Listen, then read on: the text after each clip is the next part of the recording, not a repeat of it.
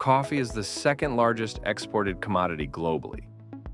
Around 3 billion cups of coffee are consumed daily, supported by a supply chain of over 12 million coffee growers around the world.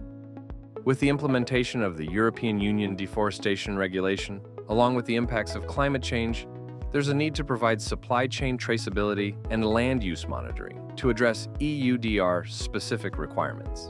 NGIS, in partnership with the United Nations Industrial Development Organization, Google, Lavazza, the International Coffee Organization, and Illy, launched the Sustainable Coffee Solution. This solution aims to build foundational capabilities that will future-proof African coffee production, extending beyond regulatory compliance to include sustainable agricultural practices, value-added services, and climate finance solutions.